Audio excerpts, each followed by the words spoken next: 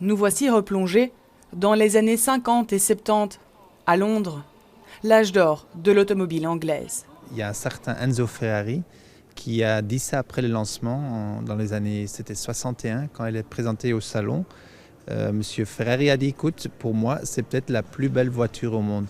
Et quand vous regardez cette voiture, vous voyez qu'elle est parfaite. Les proportions, les lignes, le design, c'est juste parfait. Ici, on parle de ses ancêtres comme d'œuvres d'art. Plus de 50 voitures mythiques anglaises d'après-guerre sont exposées.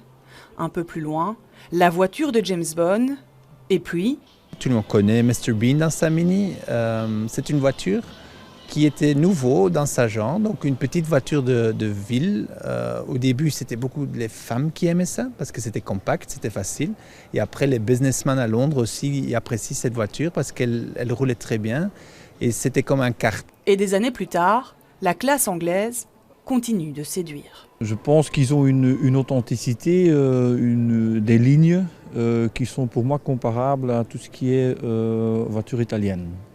On a tout ce qui est Ferrari, Lamborghini, et puis on a tout ce qui est anglais, Jaguar. C'est une élégance qui est incomparable. Oui, elles sont belles. Il y a de tout. Il y a des Rolls-Royce, il y a des plus anciennes, des plus récentes. Et toutes les générations semblent un jour s'imaginer au volant de l'une de ces voitures. J'aime bien. Et t'aimerais bien les conduire, toi? Oui. Une fois.